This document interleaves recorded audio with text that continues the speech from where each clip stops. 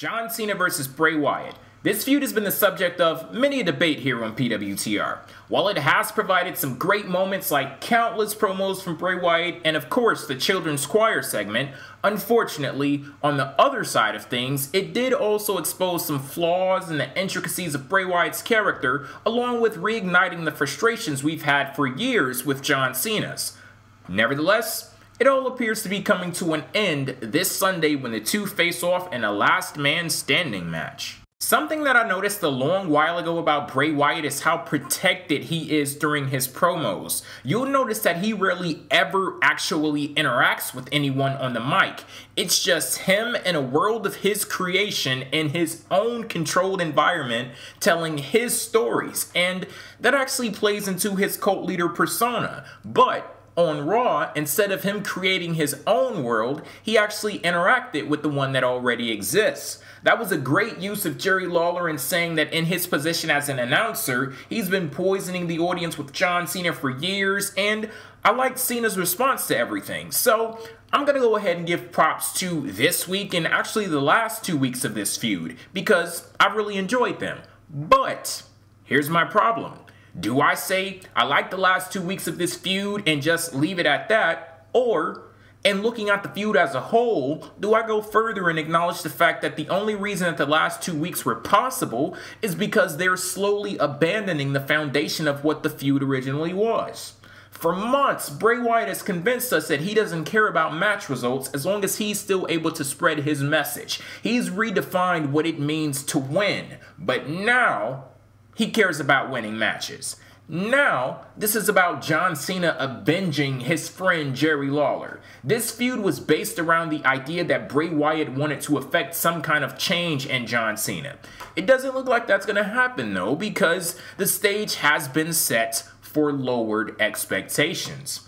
But as far as I'm concerned, frankly, my dear, I don't give a damn. They spent entirely too much time telling one story just to punk out and abandon it a few weeks before they have to put their money where their mouth is. So here's how things are gonna go.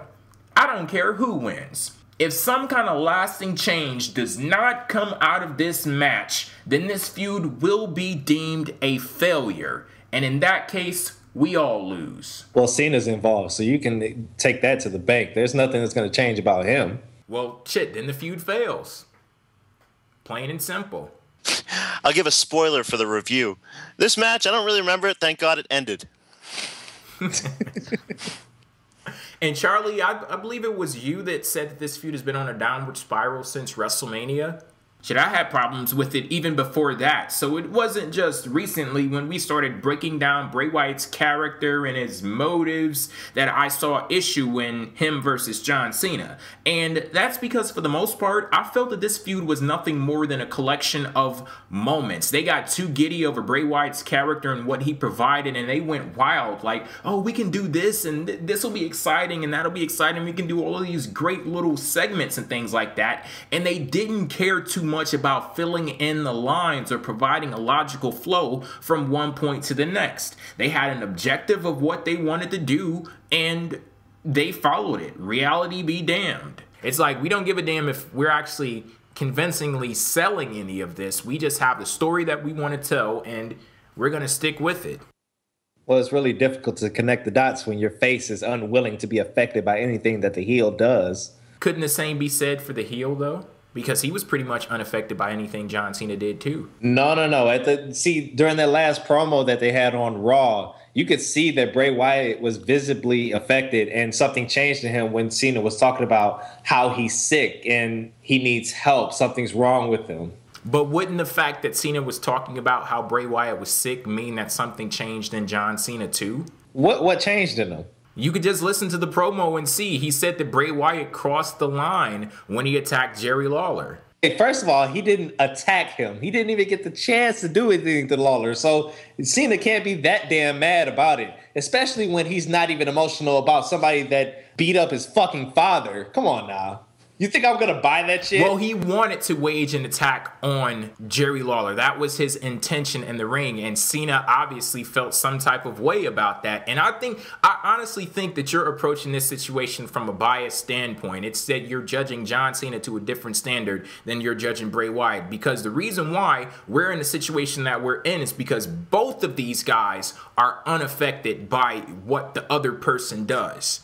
But for some reason, it's okay for Bray Wyatt to do that, but not John Cena. See, remember when everybody was coming out and talking about how a much-needed win at a big show like WrestleMania was something that needed to happen for Bray Wyatt, and then Bray Wyatt walked out a week later and said that it didn't matter that he lost? Well, see, I'm not going to argue that, but Bray Wyatt is still in the middle of trying to build his character into what it's going to be moving forward, whereas John Cena is who he is. He's been the top draw, and he should be held to a higher standard of what he can do as far as building storylines and how he can affect them.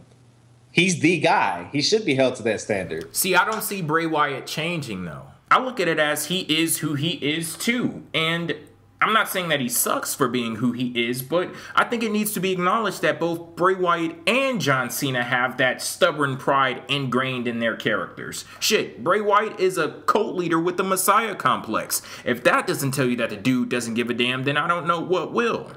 Well, like I said, he's still developing. Cena is the guy that's going to stand up for the little guy. He's going to fight for all the kids out there. He's been that way for 10 years now. He's not going to change at all. Whereas Bray Wyatt, we're just now getting a glimpse at him having a Messiah complex and working to turn everything around on Cena and collapse everything around him. This is like the first major feud that he's been in. Well, besides Daniel Bryan, that doesn't really count. That was for like a month or so. But this is the first major like headlining feud that he's been in. So I don't think it's fair to say that he is who he is and he's unwilling to change, because we're just getting the glimpse of who he is. But if that is who he is, then he's not changing. So then in the future, we can say that. Meh. Alrighty then.